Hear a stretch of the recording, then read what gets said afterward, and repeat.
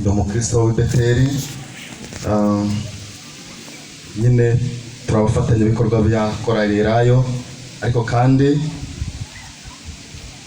ndakunda n'umurimo wo kugabura ijambo ry'Imana iyo mbonye umwanya. Hanyuma ntashyo by'umwihariko hari pasiteri araza kuvuga izindi numvise mutazitanze kandi barazidutumye, hari pasiteri araza kubivuga naza cyangwa na mwarimu, ariko by'umwihariko ngewe ejo narindi muri Nzahaha, mbabwira ko nzaba ndi hano mbantuma intashyo. Hanyuma narindi nimugoroba nayisengera muri groupe abizera, abo twabonanye barambwira ngo nze kubaha intashyo.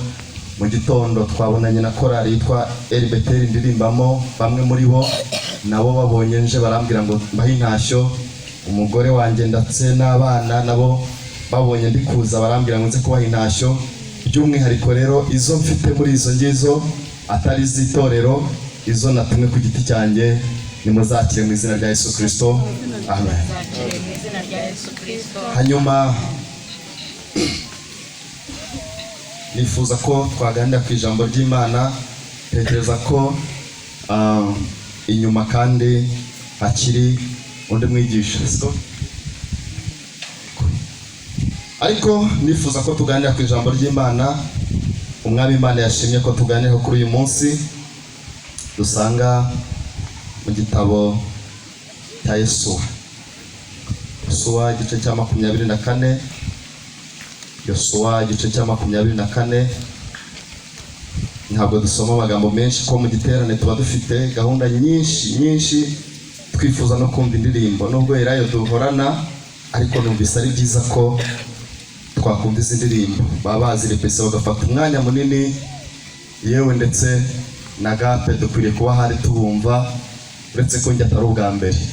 Nuko abantu bakunda kwibagirwa, ariko ngira ngo ni nk'inshuro ya gatatu nza ahangaha. Ni nk'inshuro ya gatatu pasiteri yari atahari, ariko kuba pasiteri babanje ngira ngo ni nk'inshuro ya gatatu nja. Reka rero dusome ijambo ry'Imana dusanga muri Yosuwa igice cya 24. Yosuwa igice cyawe cya 24, dusome duhereye ku murongo wa 13. Turaza gusimbuka tujye no kindi mirongo kugira ngo tudatwara umwanya. Yosuwa igice cyaho cya 24, dusome duhereye ku murongo wa 13 cyangwa duhereye kuri 12, ntacyo bitwaye. Haravuga ngo, kandi nohereza Amavubi arababanziriza ngo yirukane abami bombi b'Abamori, abami b'Abamori imbere yanyu. Ntibirukanywe n'inkota zanyu cyangwa imiheto yanyu, maze mbaha igihugu kitabaruhije n'imidugudu mutubatse muyituramo, n'inzabibu n'imyelayo mutateye, ibyo murya none. Nuko none umurongo wa 14, nuko noneho mwubahe Uwiteka, mumukorere mu by'ukuri mutaryarya, kandi mukureho imana za basogokuruza banyu bakoreraga hakurya ya rwa ruzi muri Egiputa. Mujye mukorera Uwiteka, kandi niba mutekereza ko ari bibi gukorera Uwiteka uyu munsi, kandi niba mutekereza ko ari bibi gukorera Uwiteka uyu munsi, mwitoranirize uwo muzakorera. Niba ari izo mana za basogokuruza bakoreraga zo hakurya rwa ruzi, cyangwa imana z'Abamori bene iki gihugu murimo, ariko ngewe n'inzu yanjye tuzakorera Uwiteka. Imana ishimwe cyane. Reka dusimbuke tujye ku murongo, nidushake duhere ku murongo wa 20. Kongeye dusimbuke dusome duhere ku murongo wa 20, ntacyo bitwaye kugira ngo tutaza gusoma amagambo menshi. Haravuga ngo, kandi nimwimura Uwiteka mugakorera imana z'abanyamahanga, azahindukira. Kandi nimwimura Uwiteka mugakorera imana z'abanyamahanga, azahindukira abagirire nabi, abarimbure nubwo yari yarabagiriye neza. Nuko abantu babwira Yosuwa bati, oya, ahubwo tuzakorera Uwiteka. Yosuwa abwira abantu ati, nuko muri abagabo bo kwihamiriza ibyo, yuko muhisemo Uwiteka kuba ari we mukorera. Nabo bati, turi abagabo b'ibyo. Yosuwa ati, noneho ubwo ari ibyo, mukoreho imana z'abanyamahanga ziri muri mwe, mukomereze imitima yanyu kubaha Imana ya Isiraheli. Abantu babwira Yosuwa bati, Uwiteka Imana yacu niyo tuzakorera kandi tuzayumvira. Nuko uwo munsi Yosuwa asezerana n'abantu, abahera amateka n'amategeko i Shekemu. Imana itugire neza cyane. Numva aya magambo ari Imana ishyize ku mutima wanjye kugira ngo tuvuganeho, cyane cyane ku ijambo nahaye nyine narihaye intego ivuga ngo nimwimure Uwiteka mugakorera imana z'abanyamahanga, nubwo Uwiteka yari yarabagiriye neza azahindukira kubarwanya. Nuvuga ngo nubwo amagambo yandi tutayavuga, ariko uze kumva ko ijambo nyamukuru rivuze ngo nimuhindukira cyangwa nimwimure Imana. Nubwo Imana yari yabagiriye neza cyane, nubwo uyu munsi twaje mu mashimwe twaba tuvuga gukomera kw'Imana, ariko iri jambo riravuze ngo nimwimure Imana. Nubwo yabagiriye neza, ariko n'ubundi izongera ihindukire ibarwanye nanone bagirire nabi. Aya magambo aratangaje, wakibaza ngo mbese Imana yagira abantu nabi? Ijambo riravuze ngo nimuyimura izahindukira ibarwanye nubwo yari yabagiriye neza kera. Aya magambo turashaka kuvuga iki? Mugaragu w'Imana Yosuwa, muzi neza ko ari we wasimburanye na Mose, ariko ngo umunsi umwe arangije baba barageze i Kanani ngo agiye kureba, ngo yitegereze ubwoko bw'Imana arabareba, ababona barimo baragenda basubira inyuma, abona barimo barakorera imana z'abanyamahanga, ngo arabitegereza arabareba, abona bari kugenda bivanga n'Abamori buhoro buhoro, abona barimo baragenda bimika izindi mana, abona bari kugenda bimura Imana buhoro buhoro. Hanyuma ngo Yosuwa yibaza ikintu yakorera abo bantu, arangije yigira inama, arabahamagara, aravuga ngo kugira ngo ibintu bigende neza nimuze tubanze ikintu cya mbere.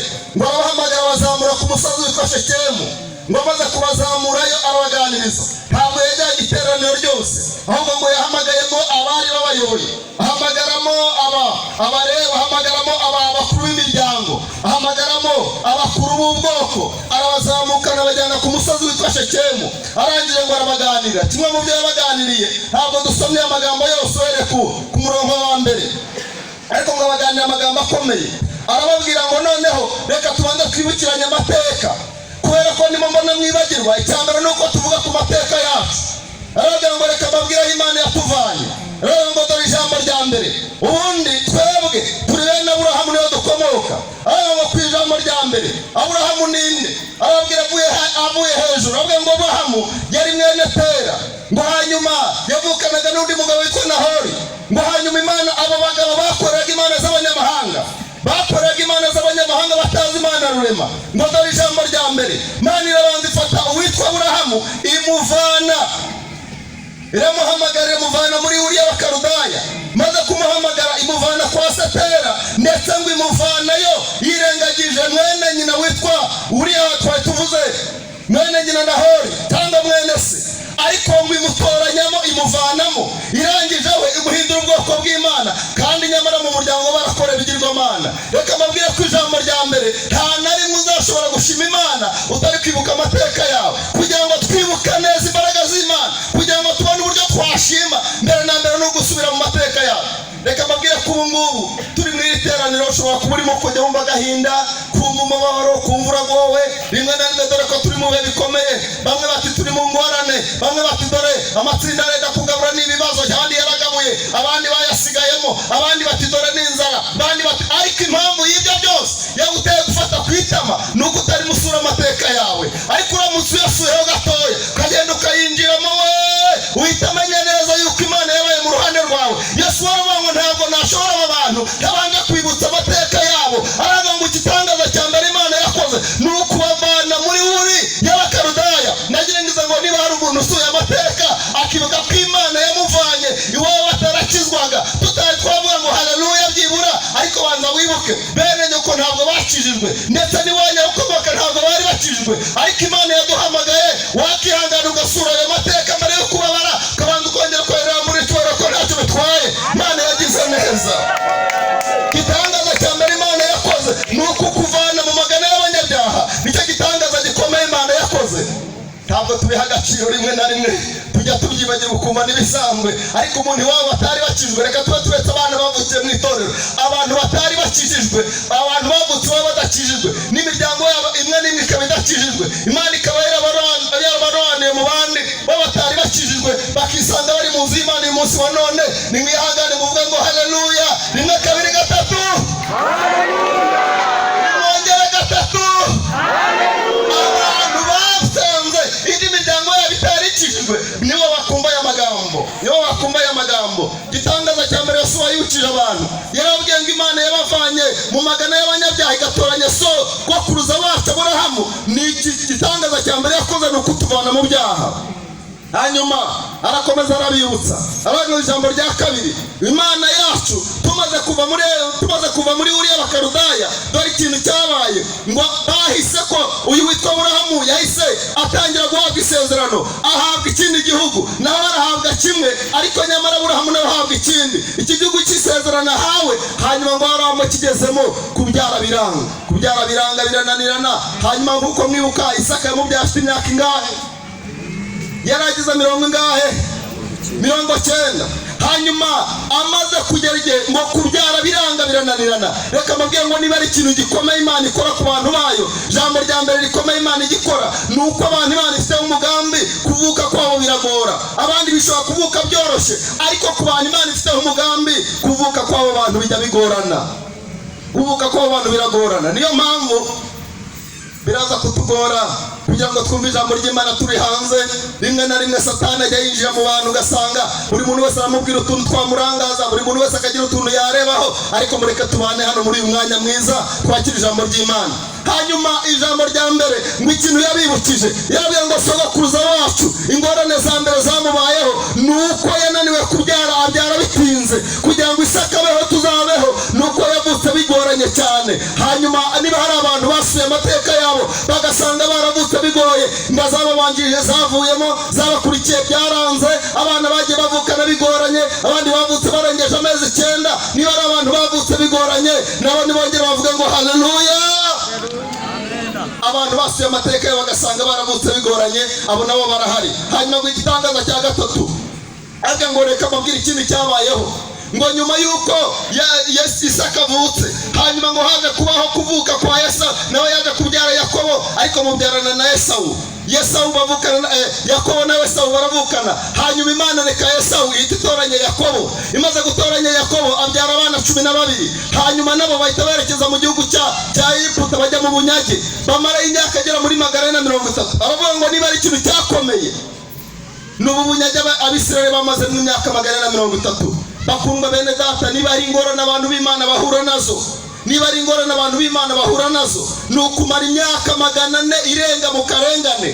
Ntabwo wamara 400, ariko iyo umaze yose ni uburetwa bwa Satani. Ngo Satani arabajyana abakubitira mu bunyage imyaka igera muri 430. Hanyuma arongera abibutsa, ngo bakundwa bene data, nubwo murimo mwibagirwa, ariko Imana yabavanishije amaboko akomeye, ngo yohereza Mose na Aroni kugira ngo bavanishe amaboko y'Imana akomeye, ngo bakora imirimo n'ibitangaza, bakora ibimenyetso bigera mu 10 kugira ngo bavane mu maboko ya Farawo. Imana itugire neza cyane. Amen. Icyo nacyo ngo arakibutsa.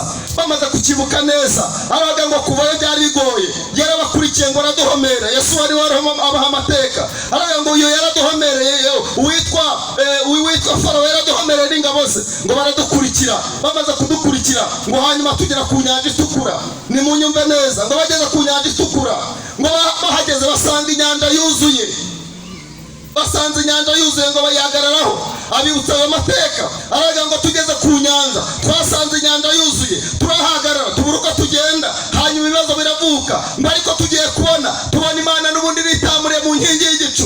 Mwibwira Mose ngo nicyo ufashe mu ntoki, aravuga ngo ni inkoni ifite yonyine, ngo amagare yarimo asuma inyuma yabo. Kandi reka mbabwire bakundwa bene data, hari ibintu bisuma inyuma yacu. Twajya kubona twabona turi imbere y'inyanja, ariko n'ibindi nabyo birimo birasuma inyuma yacu. Imbere ni inyanja, n'imbere inyuma yacu hari ibindi birimo birasuma, ariko twajya kubona tukabona Imana yacu yahagobotse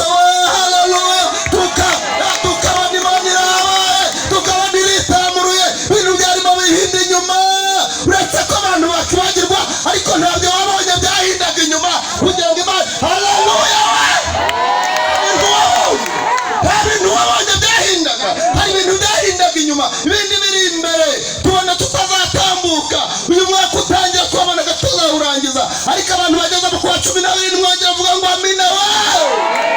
Hari ibintu byahinze umwaka utangira tugira ngo ntabwo uzarangira. Reka mbabwire niba ari ibintu byaduhindanye.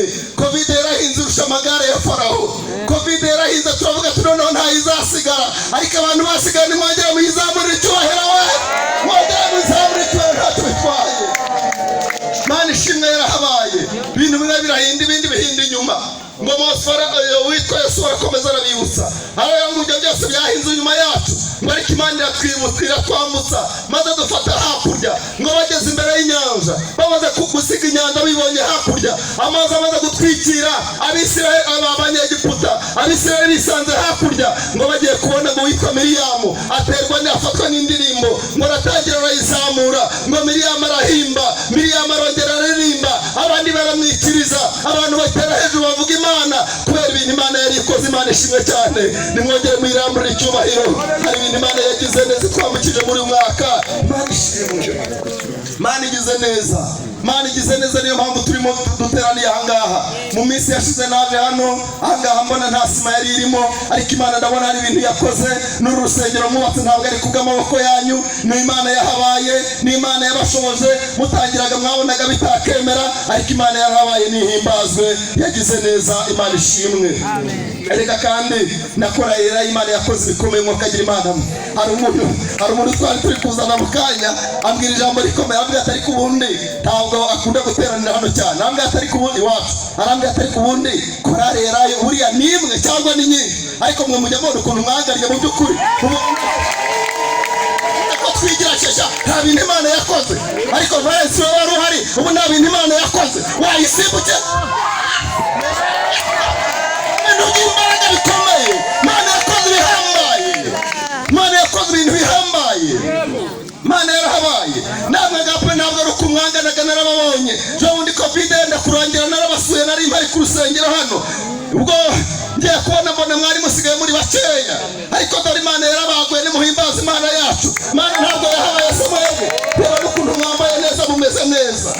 Imana yabaye amakanzu meza y'abandi banyamugi bose, kandi mutuye hejuru i Beijing mwayizamura icyubahiro mwakagira Imana. Ubu ntacyo yakoze azagize ngo bino ko Imana iba yahabaye, nuko Imana iba yahabaye igakora iby'imbaraga. Hanyuma uyu munsi ndi kujya numva yarayiririmba ngo bari guseka mwakagira Imana mwe Mana nyagasani. Mbega urubyiruko Mana mwakagira Imana we, mbega urubyiruko Imana ishimwe. Hanyuma ngo Mose aributsa aya magambo arababwira ngo Imana yakoze ibihambaye nubwo mwibagiwe, ariko Imana yakoze iby'imbaraga. Agenda batekereza imirimo ikomeye Imana yagiye ikorana nabo, aravuga ngo Imana yarahabaye, arabibutsa aravuga ngo dore ikintu gikomeye. Arakomeza avuga amateka, aravuga ngo iki gice muzagisome neza yose arimo, aravuga ngo dore ikindi kintu gikomeye Imana yakoze.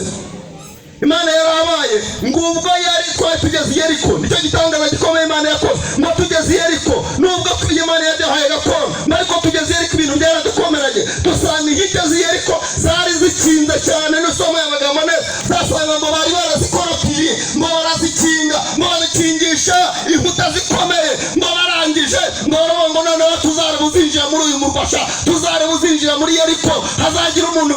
Nari ngiye kuvuga ikintu gikomeye cyane, hari ukuntu abantu bajya basuzugura, yarangiza akavuga ikintu akavuga ngo rwose ngo maze nzarebe.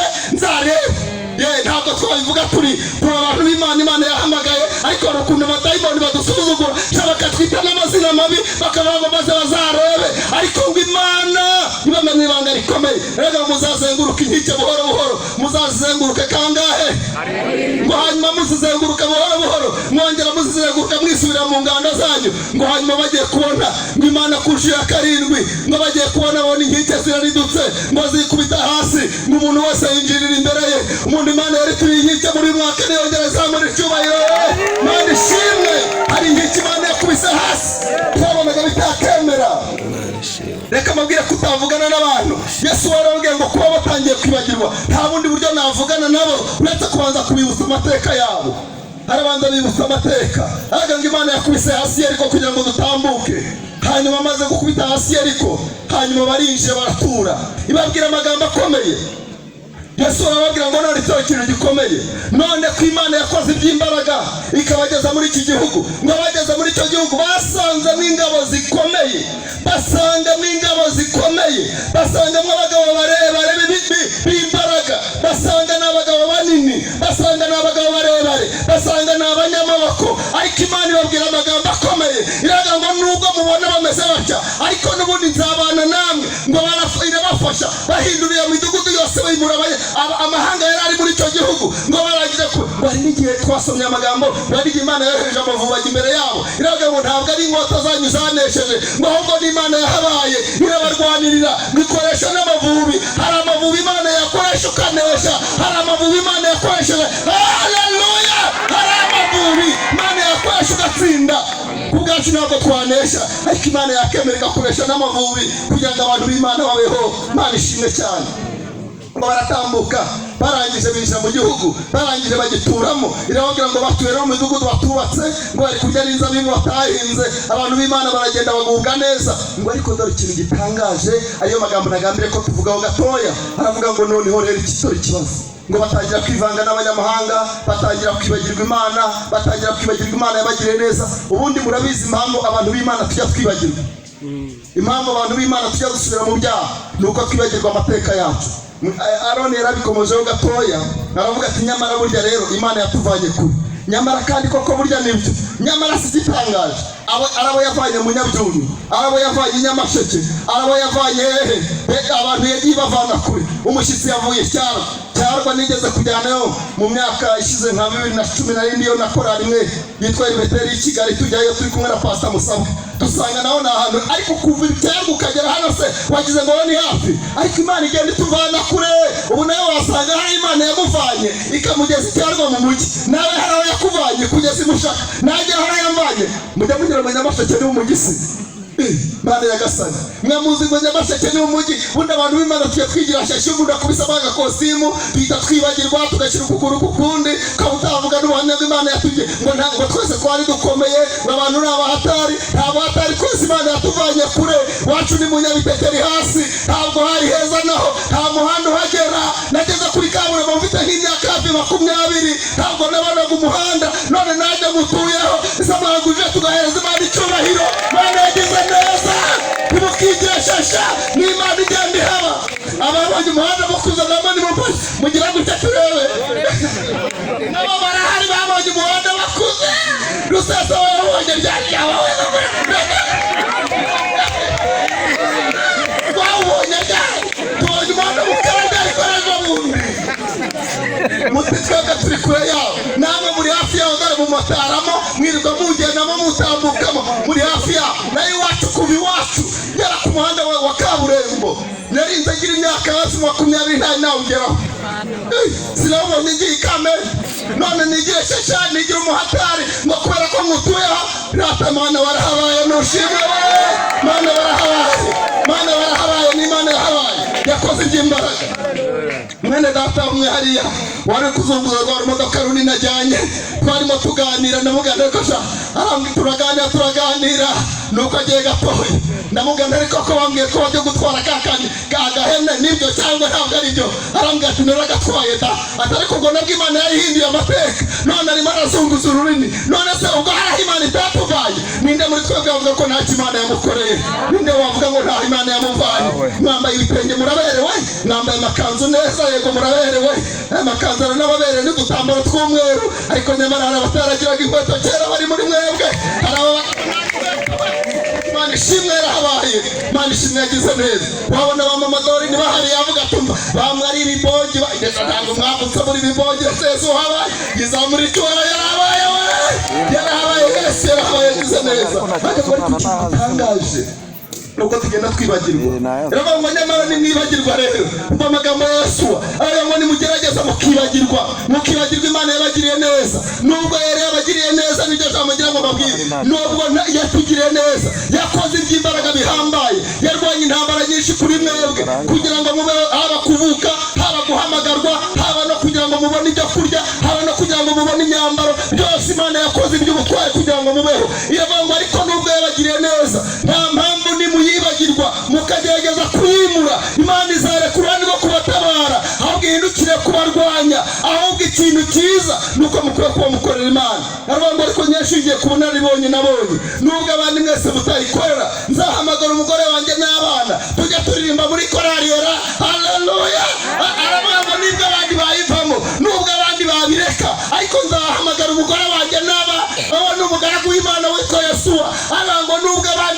babireka. Abizera bajya bavuga ngo nubwo abandi babivuyemo ngo ariko twebwe tugeze gute, tugeze gute, babikomeje. Ngo nubwo abandi babireka ngo ariko njyewe n'inzu yanjye tuzabigumamo, tuzajya turirimba. Waba kuva bwira mugenzi wawe ngo njyewe n'inzu yanjye tuzayikora nimugenda. Bwira mugenzi wawe ngo tuzayikorera. Aravuga ngo nuko rero nimwebwe nimwanga kwikorera, Imana izahindukira yongere barwanye bundi busha. Ubwo mwebwe rero abagira neza ariko izahindukira barwanye. Ariko murifuza ko Imana yaturwanya? Hari umuntu uvuga ngo Imana iturwanye se? None se muremera tuyikorere cyangwa tuyihorere? Tuyikorere cyangwa tuyihorere? Imana niba yatugirira neza dukwiriye kugira gute? Iravuga ngo niba yaratugirira neza ikaba yaraturengeye shingiye ku mbaraga yakoresheje, mureka tunapfa tuyikorere icyo yituranye twayihereza, mureka tuyiririmbire, mureka tuyihimbaze, mureka tuyisenge. Ariko itangazo ribaye mu giterane riravuze ngo nuko rero nimwanga gukorera Imana mukagerageza kuyimura, nubwo murimo mwishima ngo yakoze iby'ubutwari, ariko kandi izahindukira yongere barwaye. None kubw'iyo mpamvu ngo nimuvane mu imana z'abanyamahanga ziri muri mwewe. Ngira itangazo, nimuvane mu imana z'abanyamahanga ziri muri mwewe. Ese hari abantu bazanye Imana? Hari abantu bajya bakoreza Imana? Ese mwagize ngo tuzasubira mu bapfumu? Ntabwo tuzasubirayo. Ariko ijuru rirabizi ko nubwo ujya ushima Imana, ariko ufite imana z'abanyamahanga ugitwaye, ufite imana z'abanyamahanga ukibana i Karumeli, ufite imana z'abanyamahanga ukibana i Beteli. None iravuze ngo kugira ngo itakurwanya rero ukwiye kuvana mu imana z'abanyamahanga kugira ngo Imana ibane nawe, Imana itugire neza cyane. Numva tudakwiriye kuba dutinda, ahubwo ahari ndatekereza ko ukurikiraho araza kubikora byose, araza kubikora umurimo usigaye.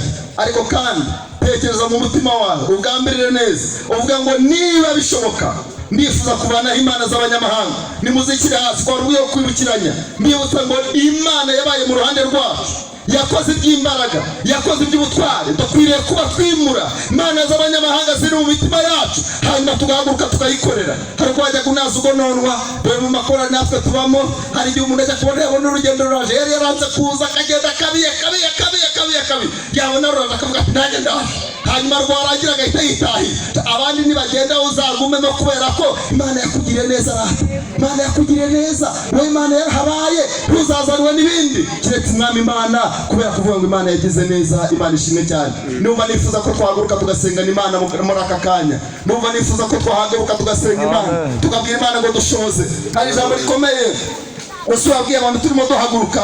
Ntabwo nari mbabwiye ngo indi mirimo umushitsi ukurikiye araza kuyikora, ariko kandi reka mbabwire ngo nimuhaguruke mu myanya yanyu twinginga Imana. Yarababwiye ngo ntabwo mwabyishoboza, kireka Imana yabashoza yonyine. Ntabwo wakishoboza kugira ngo uyikorere. Gukorera Imana ni ibintu bikomeye. Nubwo yavuze ngo kunkorera ntabwo bigoye, ariko mu mbaraga z'umuntu ntabwo wabishobora. Kireka Umwuka Wera kuza akagushoboza. Abantu bifuza ko twahabwa imbaraga zo gukora Imana bundi bushya, twajya mu murimo wo gukorera Imana. Dukwiye kuba dusaba Imana kugira ngo Imana twongerere imbaraga zo kubasha gukora umurimo w'Imana, twongere tuyikorere bundi bushya. Reka dusabe n'ubundi mwarimu twazanye yegere hafi atwingingira Imana ngo Mana turashaka imbaraga zo kugukorera, turashaka ko twambika imbaraga tukagukorera, tumenya aho wadukuye, tumenya iby'imbaraga wakoranye natwe. None twari dutangiye twibagirwa, ariko dukeneye ko Imana yatwongera mu izindi mbaraga. Umuntu wese wumva yakongerwa mu izindi mbaraga natega ibiganza dusaba Imana duhereze imbaraga zo kuza gukora umurimo w'Imana nk'uko yawuduhamagariye, mu izina rya Yesu Kristo, amen.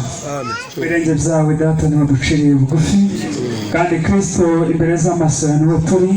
Ngiri itorero ryawe rero Data imbere z'amaso yawe, nyamara Data dusanzwe twaribagiwe, ariko twongere tuributse Kristo aho watuvanye muri uriya bakarudaya, kandi ugahamagara imirimo myiza muri Kristo Yesu. Natwe Kristo turaje rero kugira ngo wende uturebeshe amaso y'imbabazi, uduhe imbaraga zikomotse ku Mana yacu. Turasenze Kristo kugira ngo wereze Umwuka Wera, Umwuka w'imbaraga nyinshi abe muri twebwe, abe mu itorero Data ry'i Karumeli, abe muri Beteli, abe mu bashyitsi Kristo. Yewe Data wa twese Imana ikomeye, abe muri Elayo, abe muri Agape. Yewe Data Mucunguzi mwiza, Umwuka Wera nabe mu ruhande rwacu, Umwuka Wera Kristo nabe mu ruhande rwa buri wese, kugira ngo imbaraga zawe Yesu zize zitwuzuze. Urakoze kuri mu ruhande rwacu, urakoze kuri dufasha muri byose Yesu. Amen.